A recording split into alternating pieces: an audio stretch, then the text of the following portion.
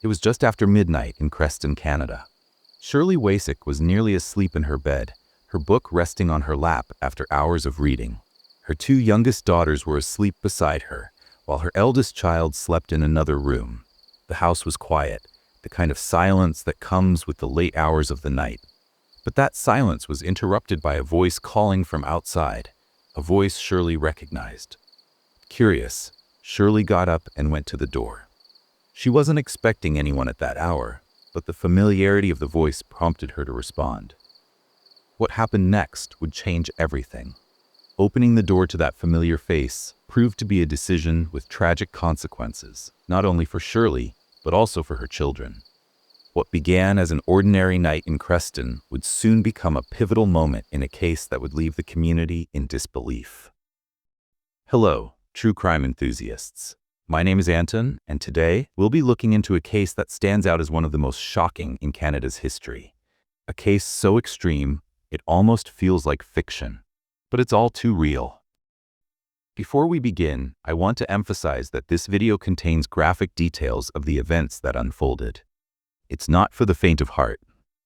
If you're sensitive to descriptions of violence or disturbing acts, I strongly recommend skipping this video. For those who choose to stay, I'll be walking you through the distressing details of this harrowing case. Viewer discretion is strictly advised. The year was 1970. Creston, a small town nestled in the Kootenay region of southeastern British Columbia, Canada, was known for its picturesque wilderness and popular tourist attractions that drew visitors from across Canada and the United States. The region thrived on agriculture, particularly fruit production, with orchards of apples, cherries, and peaches dotting the landscape. Hunting and fishing were also integral to the area's identity, with many locals taking pride in these traditions. Among them was Dale Merle Nelson, a man who, like many others in Creston, was struggling to make ends meet during tough economic times. Jobs were scarce, and families across the region were struggling to put food on the table. Dale was no exception. He had a family to support, his wife, Annette, and their 3 young children. Life wasn't easy, and the challenges of the time weighed heavily on him, as they did on so many. This was the backdrop against which the events of that year unfolded, in a community where survival often meant relying on the land and each other. Dale had always been a man of few words, moody, quiet, and often brooding, a trait that traced back to his childhood and frequently caused tension in his relationships.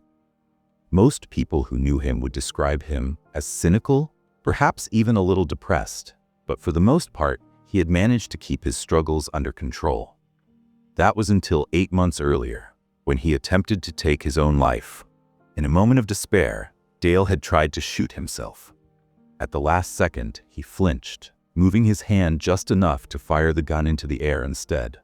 The incident landed him in Riverview Mental Hospital in Vancouver, where psychiatrists evaluated him before eventually clearing him for release.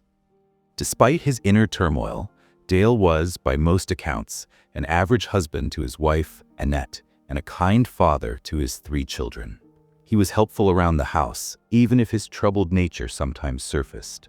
But in recent months, something had shifted. Things were getting worse, and those who knew Dale could see that the darkness he carried was deepening.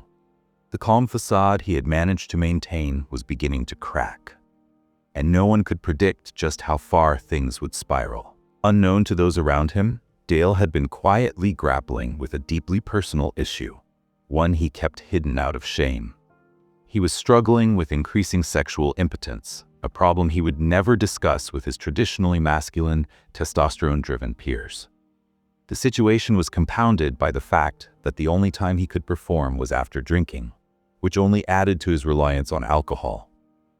This growing issue, along with others, began to spiral out of control. In April 1970, Dale's troubles reached a breaking point. He appeared before Judge Harold Langston in a British Columbia court after being charged with assaulting his wife, Annette, following his latest release from the Crease Clinic. The judge, viewing it as a domestic dispute, attributed the incident largely to alcohol and gave Dale 1 year of probation. Despite this setback, Dale tried to carry on, as he always had. Life was undeniably complicated, but he was determined to push through. There was, however, a small glimmer of relief on the horizon. The next day, hunting season would open. This was a welcome distraction for Dale, an avid hunter who prided himself on being the best shot in the county. It was also a practical way to provide for his family, putting food on the table during tough times. As he stepped out of his car that evening, Dale began mentally preparing for the hunt, going through the checklist of everything he'd need for the next day. It was a chance to be alone in the woods, a rare moment of escape from the mounting pressures of his life. On September 4th, 1970, Dale drove into Creston with his wife Annette, her sister Maureen, and one of his daughters. The small group headed into downtown Creston for an afternoon of shopping and an optometrist appointment.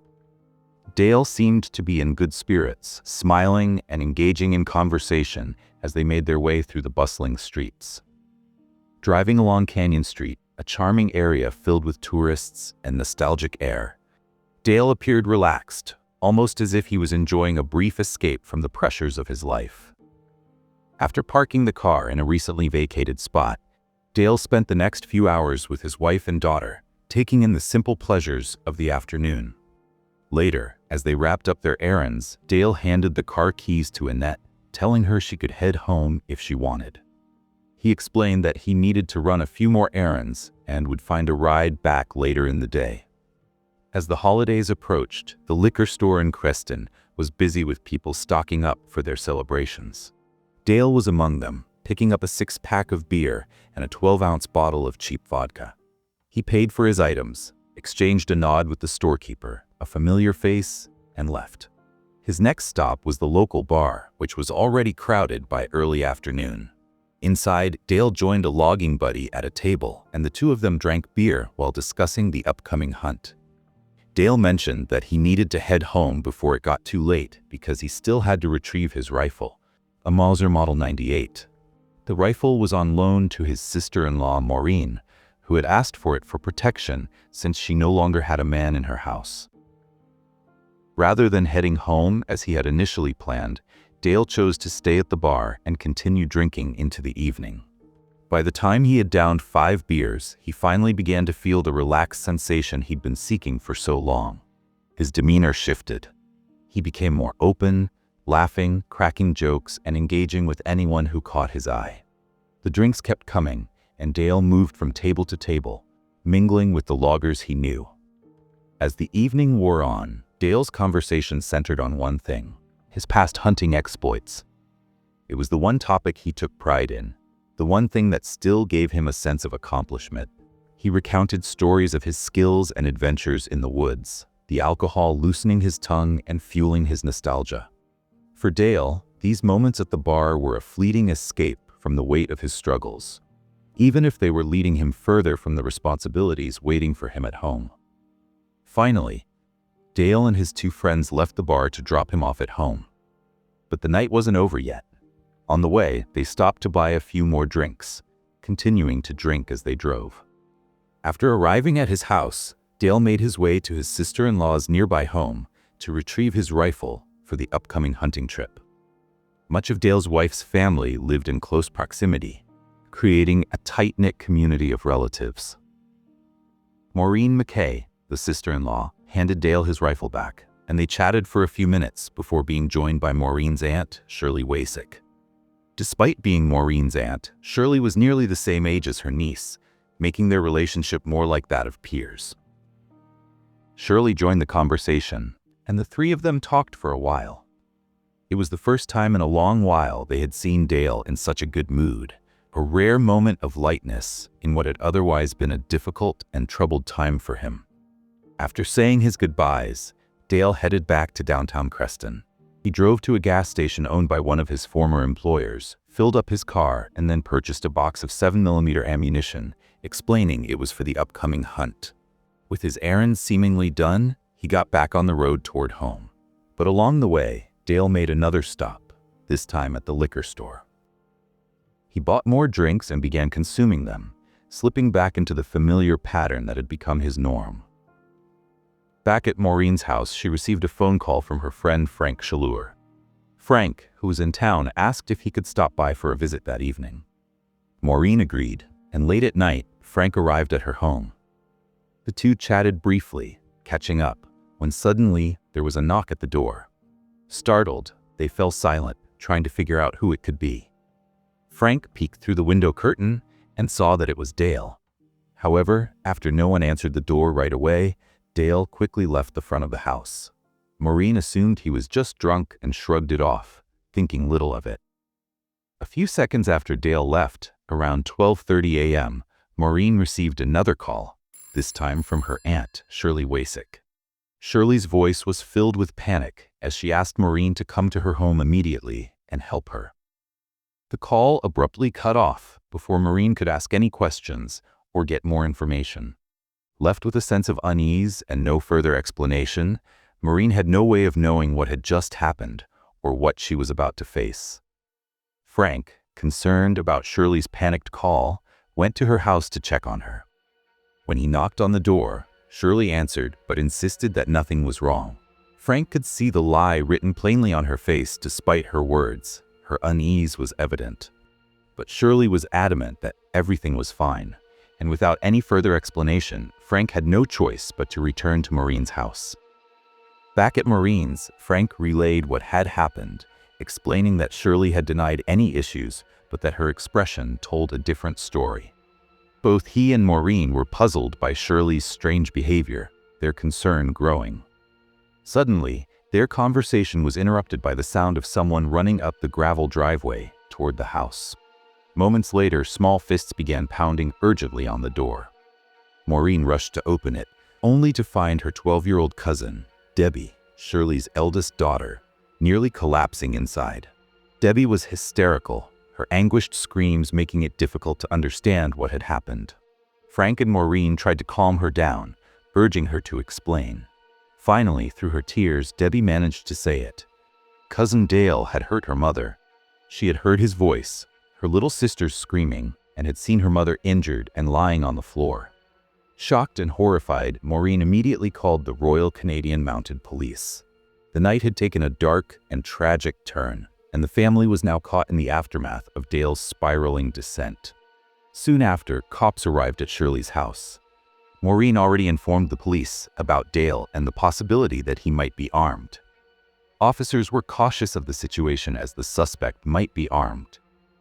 Dale's blue Chevy was still parked outside, with a single porch light illuminating the front of the house and a portion of the driveway.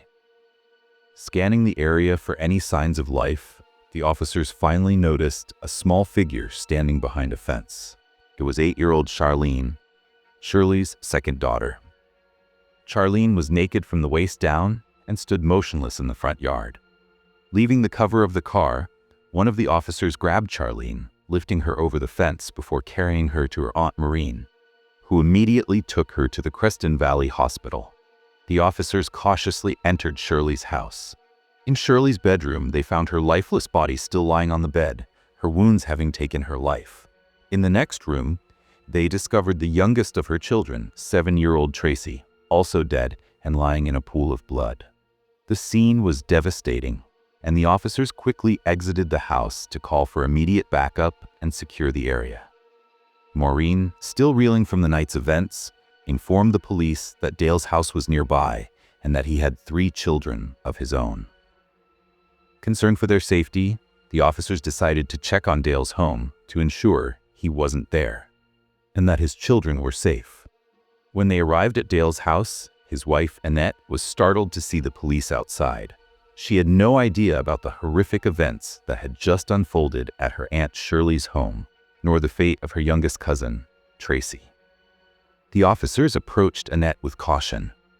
Annette's shock and confusion were palpable as she tried to process why the police were at her doorstep. Meanwhile, the hunt for Dale continued, the urgency to find him and prevent further harm growing with every passing moment. The night had become a nightmare, and the community was stunned at the unfolding tragedy. After confirming that Dale was not at his home, the officers returned to the crime scene 15 minutes later. What they found upon their arrival was both shocking and bewildering. Tracy's small body, which had been lying lifeless in a pool of blood, was now gone. Dale's blue Chevy, which had been parked outside the house earlier, was also missing.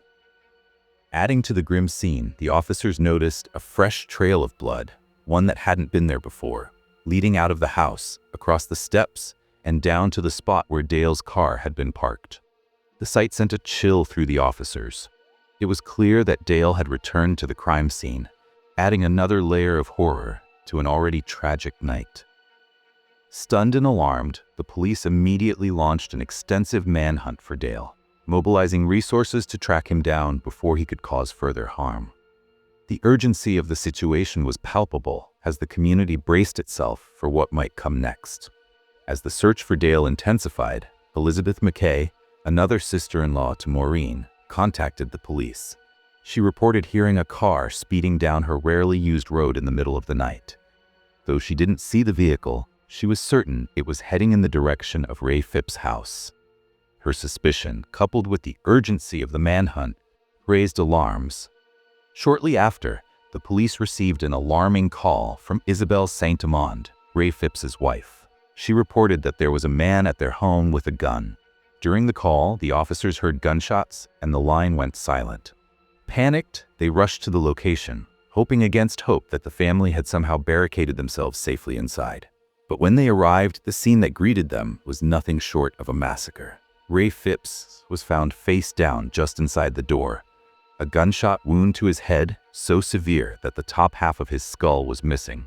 Isabel lay nearby, also shot in the head. Officers then discovered the bodies of their 3 children, 10-year-old Paul, 7-year-old Brian, and 18-month-old Roy, each with a fatal gunshot wound to the head. Officers counted 5 victims, but 6 beds were in the children's room and 1 was conspicuously empty. Neighbors confirmed that 8-year-old Kathy, Isabel's only daughter, was missing. The police were certain that Dale had taken her.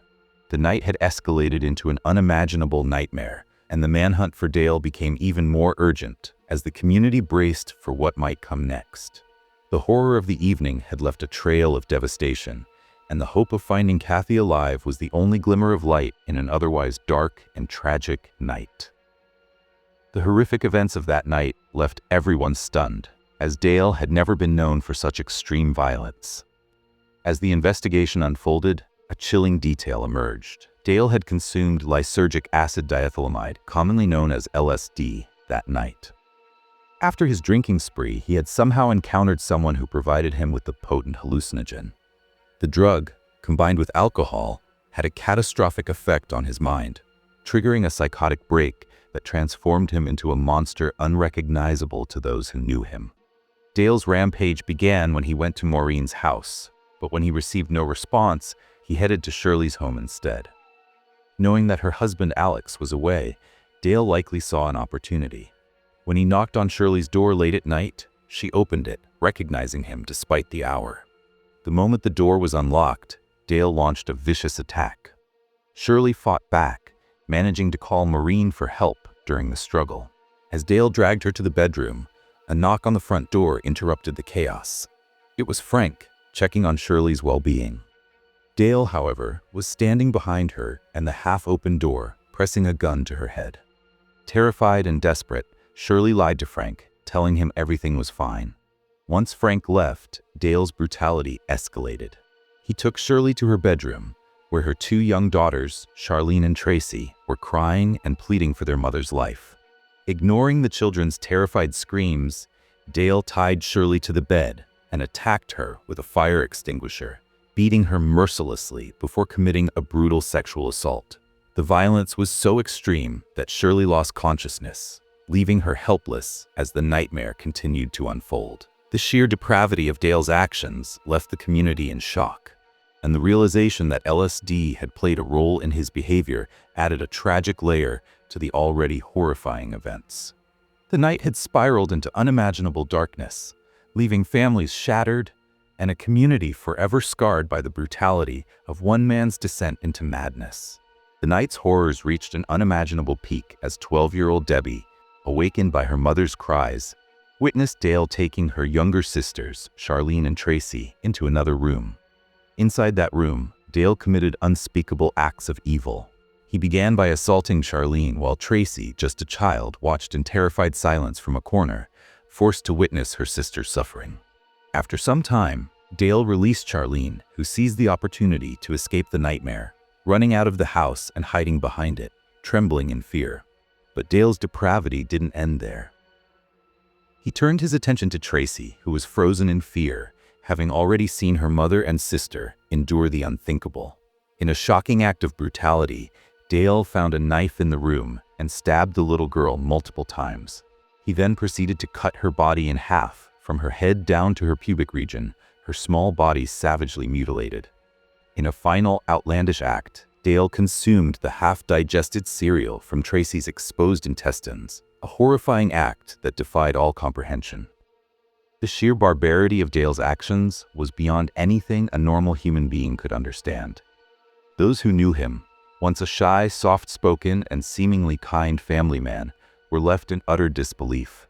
The man they thought they knew had become a monster, his mind shattered by a combination of alcohol, drugs, and whatever darkness had taken hold of him.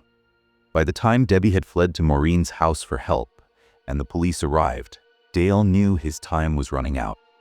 He slipped out of the house through a window and inexplicably remained in the front yard, watching the officers as they investigated the scene. For reasons unknown, he did not confront or shoot at the officers, instead staying hidden and observing their movements. As the police crossed the road to check on Dale's own family, ensuring the safety of his wife and children, Dale seized the opportunity to re-enter the house. Inside, he retrieved the body of young Tracy, whose life he had so brutally taken. With chilling calm, he carried her small, mutilated form to his car, placed her inside, and drove away, disappearing into the night with her. The act of removing Tracy's body added another layer of horror to an already incomprehensible crime.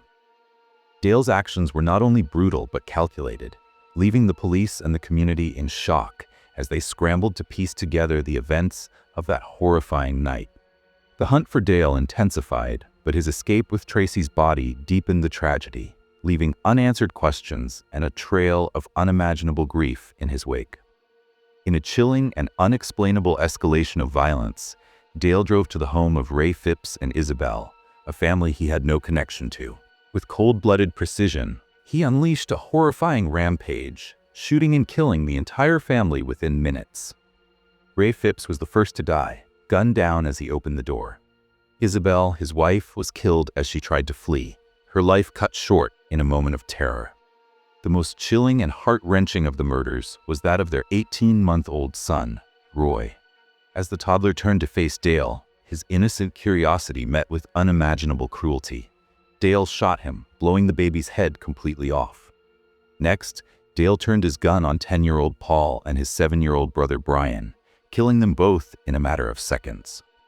Each member of the family died from a fatal headshot, the brutality of the act leaving the house a scene of unspeakable horror.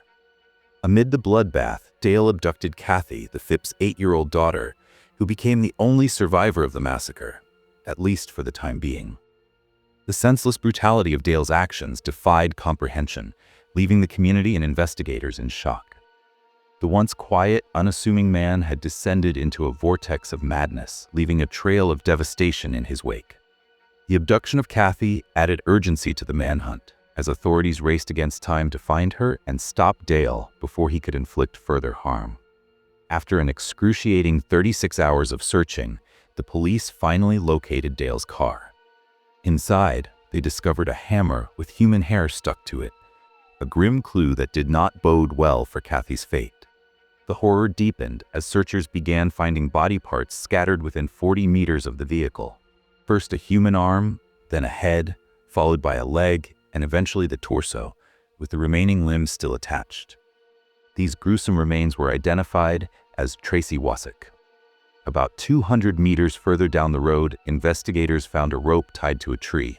It appeared that little Kathy had been tied up there overnight, a disturbing detail that underscored the suffering she had endured. Later that day, exhausted and asleep, Dale was finally apprehended by the police.